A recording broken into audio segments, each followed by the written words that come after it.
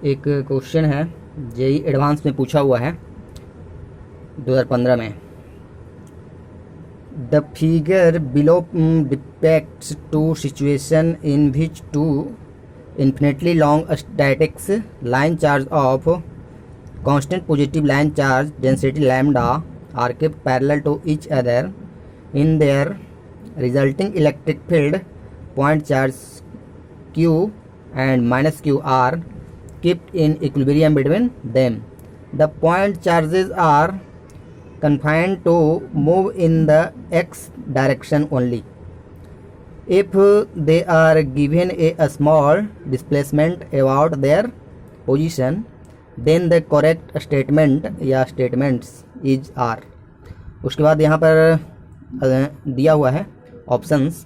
both charges execute simple harmonic motion, both charges will continue moving in the direction of their displacement। और सी में दिया है कि charges positive execute simple harmonic motion while charges minus Q continue moving in the direction of its displacement. D में दिया है कि charge minus Q execute S H M while charge plus Q continue moving in the direction of its displacement. जो चित्र बन रहा है वो ऐसा है, ये दो लाइन चार्जेज है और दोनों के ऊपर चार्ज डेंसिटी है लैम्डा। यहाँ पर भी सिचुएशन दूसरा वही है कि दो इन्फिनिटी लाइन चार्जेज है, दोनों के ऊपर सेम चार्ज डेंसिटी है।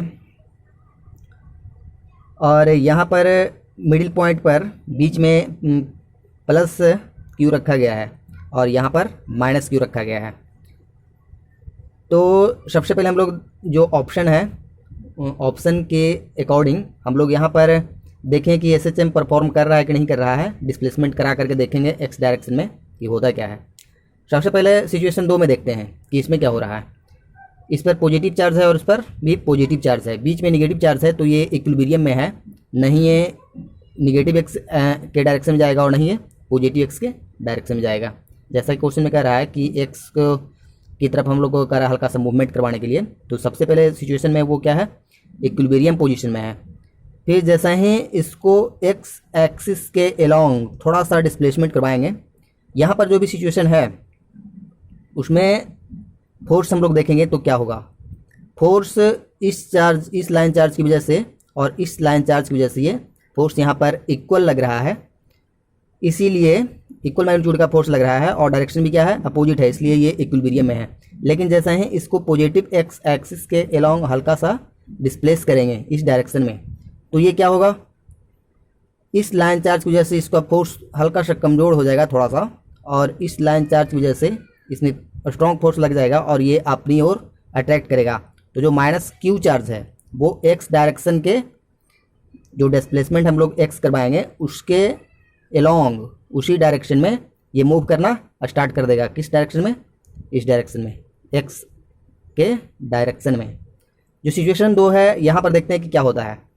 यहाँ पर भी वही बात है, जो दो लाइन चार्ज है इस पर दोनों पर लैम्डा चार्ज है, सरफेस चार्ज डेंसिटी है, सॉरी लीनियर चार्ज डेंसिटी है, और पॉइंट क्यू पर चार्ज रखा हुआ है, पॉइंट मिडिल पॉइंट पर चार्ज क्यू रखा हुआ है। इसकी वजह से दोनों लाइन पर फोर्स इक्वल लग रहा है, इसलिए इक्विलिब्रियम में है, डायरेक्शन भी अपोजिट है।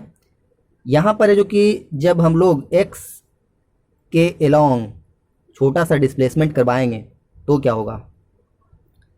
जब एक्स के अलोंग डिस्प्लेसमेंट करवाएंगे तो इस वाले लाइन की वजह से ये क्या करेगा, इधर की ओर फोर्स लगाएगा इस चार्ज के ऊपर, क्योंकि यहाँ पर पॉजिटिव चार्ज है और ये जो हम चार्ज रखे हुए जिसको डिस्प्लेस करवाना चाह रहे हैं वही पॉजिटिव चार्ज है। तो क्या होगा, ये माइनस क्यू पर फोर्स लगेगा इस डायरेक्शन में, जिस डायरेक्शन में हम लोग डिस्प्लेसमेंट करवा रहे हैं। और तो जब हम लोग इधर की ओर डिस्प्लेसमेंट करवा देंगे तो ये क्या करेगा, इधर की ओर रिस्टोरिंग फोर्स की तरह धक्का देगा और इसको इस डायरेक्शन में करवाने की कोशिश करेगा इसका डिस्प्लेसमेंट, और ये करवा भी देगा, करवाने में सफल भी हो जाएगा। फिर इधर की ओर जब करेंगे तो कुछ न कुछ उसमें एकदम इस पॉइंट पर जो मिडिल पॉइंट है उस पॉइंट पर आ करके थोड़ा सा इधर की ओर बढ़ जाएगा, रीस्टोरिंग फोर्स की वजह से। फिर ये क्या करेगा, इस लाइन चार्ज की वजह से ये भी प्लस क्यू को इसके डायरेक्शन में, एक्स के डायरेक्शन में फिर से ये क्या करेगा, डिस्प्लेसमेंट करवा देगा। तो क्या ये एसएचएम का सिचुएशन बनता है या नहीं बनता है, ये हम लोग कैलकुलेशन में देखेंगे। सबसे पहले तो देखेंगे कि ये जो रीस्टोरिंग फोर्स जो लग रहा है, जो दोनों चार्ज लीनियर चार्ज है, इसकी वजह से जो रीस्टोरिंग फोर्स लग रहा है, क्या करेंगे वो निकालेंगे। और यदि वो एक्स के यानी डिस्प्लेसमेंट के डायरेक्टली प्रोपोर्शनल होगा तो क्या होगा, एसएचएम परफॉर्म करेगा। और यदि नहीं होगा, कोई और रिलेशन आ जाएगा, तो फिर क्या होगा, वो एसएचएम परफॉर्म नहीं करेगा। और उसके बाद फिर उस अनुसार से हम लोग आंसर मिला लेंगे कि कौन सा ऑप्शन सही है। तो जो रीस्टोरिंग फोर्स लग रहा है वो क्या हो जाएगा, जो तार और चार्ज के बीच का जो डिस्टेंस है या डिस्प्लेसमेंट है, उसको हम लोगों ने स्मॉल एल मान लिया है। और उसके बाद जो रीस्टोरिंग फोर्स होगा वो क्या होगा, इस लाइन वाले चार्ज की वजह से जो रीस्टोरिंग फोर्स लग रहा है वो क्या होगा, दोनों का डिफरेंस होगा। तो सबसे पहले यहाँ पर एल मान लिए हैं तो डिस्प्लेसमेंट करवा लिए, तो हल्का सा छोटा सा डिस्प्लेसमेंट करवा लिए थे, तो यहाँ और जो छोटा सा डिस्प्लेसमेंट हम लोगों ने करवाया था, तो क्या हो गया, यहाँ से यहाँ तक का डिस्टेंस को हम लोगों ने एल माना था और छोटा सा डिस्प्लेसमेंट को हम लोगों ने एक्स माना था। तो जो डिस्प्लेसमेंट होगा वो क्या हो जाएगा, एल माइनस एक्स। फिर इसकी वजह से इधर की ओर रिपल्सिव फोर्स लगेगा, जो दोनों का फोर्स का डिफरेंस आएगा वही क्या हो जाएगा, रीस्टोरिंग फोर्स। यदि वो डायरेक्टली प्रोपोर्शनल होगा एक्स के तो का क्या हो जाएगा, एसएचएम परफॉर्म करेगा। और यदि नहीं होगा तो एसएचएम परफॉर्म नहीं करेगा। तो सबसे पहले यहाँ पर जो किया गया है कि दोनों फोर्स को क्या किया गया है, निकाल करके दोनों का डिफरेंस निकाला गया है, रीस्टोरिंग फोर्स। और फॉर्मूला तो पता ही होगा कि लीनियर चार्ज की वजह से किसी पॉइंट पर कितना फोर्स लगता है, वो इस फॉर्मूले की मदद से lambda Q into 2 pi epsilon not into जो दोनों के बीच का तार और उस चार्ज क्यू, यहाँ पर थोड़ा सा डिस्प्लेसमेंट करवा दिए हैं, तो ये जो डिस्टेंस हो जाएगा वो एल माइनस एक्स हो जाएगा, क्योंकि जो छोटा सा डिस्प्लेसमेंट है वो एक्स माने हम लोग। उसकी वजह से जो फोर्स होगा माइनस, फिर जो इसकी वजह से फोर्स होगा वो, क्योंकि इधर से जब हम लोग डिस्प्लेसमेंट करवाए हैं तो एल और प्लस छोटा सा डिस्प्लेसमेंट वो एल प्लस एक्स। तो यहाँ इधर से जो फोर्स लगेगा वो ज़्यादा होगा और उधर से जो फोर्स लगेगा, क्योंकि दूरी बढ़ रही है तो फोर्स छोटा होगा, और यहाँ पर दूरी क्या हो रही है, कम हो रही है, तो फोर्स ज़्यादा हो जाएगा। तो बड़े वाले में छोटे वाले घटा देंगे तो रीस्टोरिंग फोर्स निकल करके आ जाएगा। वही काम किया गया यहाँ पर, दोनों लाइन चार्ज की वजह से फोर्स निकाल करके घटा दिया गया है। और वो इस प्रकार से lambda Q by 2 pi epsilon not को कॉमन लेकर के इस प्रकार से किया गया है। कैलकुलेशन कुछ हार्ड नहीं है। फिर एलसीएम लेकर के यहाँ पर किया गया है। और यहाँ पर एक्स स्क्वायर इस परिस्थिति में देख रहे हो कि गायब हो गया है। एक्स स्क्वायर गायब होने का कारण ये है कि हम लोग जो एक्स लिए थे, जो डिस्प्लेसमेंट लिए थे, वो ऑलरेडी बहुत छोटा लिए थे हम लोग, और यहाँ पर छोटे का स्क्वायर और बहुत छोटा, तो उसको हम लोग नियरली इक्वल टू जीरो कर दिए हैं। तो इस प्रकार से यहाँ पर देखने से ये पता चलता है, यहाँ पर देखिए ये हुआ है, एलसीएम लिया गया है दोनों का, और ये एल है, ये 1 नहीं है, तो इस प्रकार से किया गया है। तो जो रिजल्ट आया है वो है, जो फोर्स रीस्टोरिंग है वो किसके प्रोपोर्शनल आया है, एक्स के प्रोपोर्शनल आया है।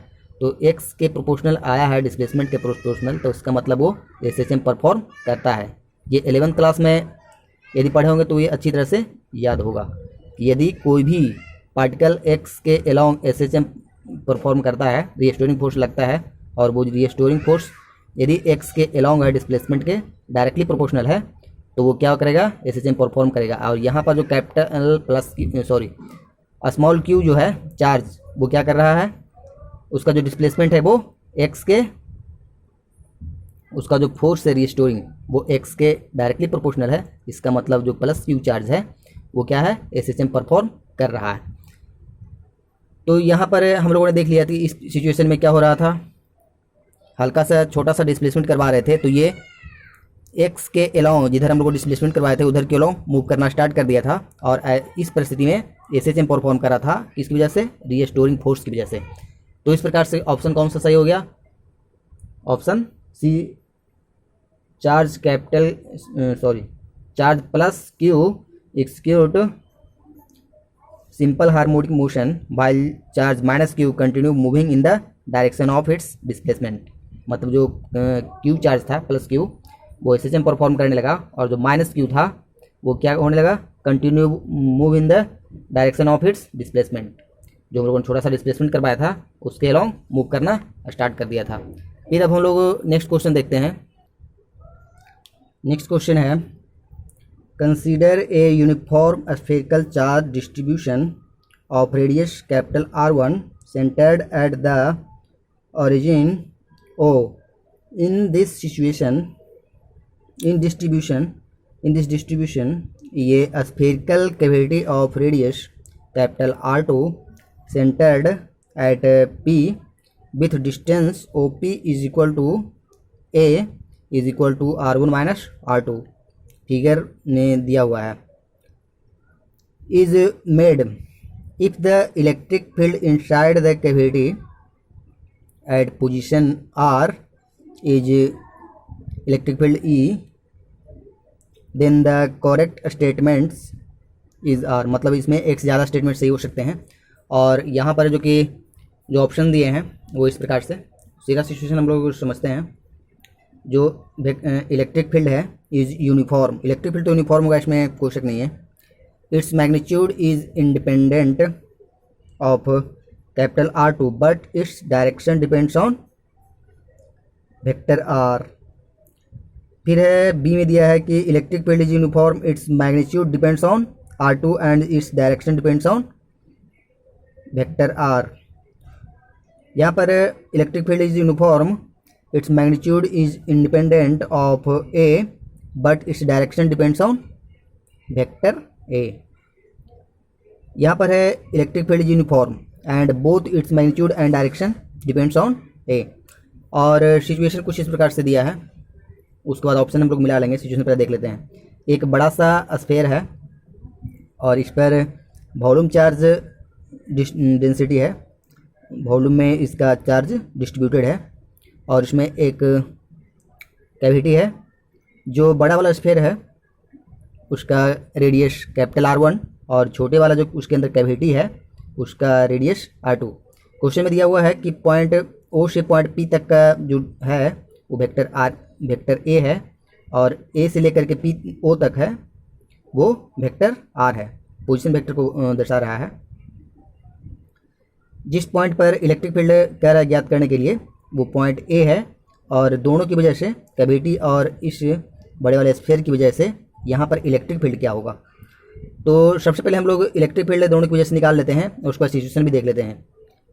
यहाँ पर जो एक और भी दिया था कि जो A है, A का मैग्नीट्यूड है, वो क्या हो जाएगा, बड़ा वाला वेक्टर माइनस बड़ा वाला ये स्फीयर का रेडियस माइनस छोटे वाले स्फीयर का रेडियस, वही क्या हो जाएगा, A के मैग्नीट्यूड के बराबर हो जाएगा।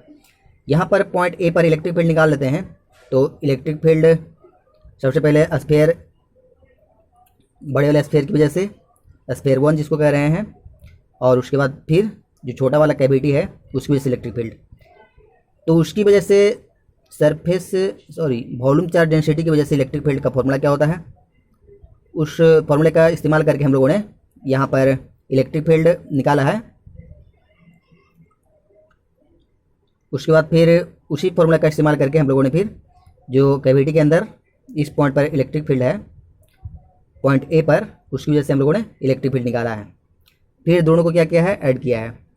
तो यहाँ पर है जो कि दोनों में कॉमन है रो इंटू 3 एप्सिलॉन नॉट, और उसके बाद OA और AP को जब ऐड किया गया है, OA और AP जब दोनों को ऐड करेंगे तो ट्रायंगल लॉ है जो वेक्टर का एडिशन लॉ है, उसकी वजह से क्या हो जाएगा, OA plus AP, OA plus AP मिलाकर क्या हो जाएगा, PO या OP।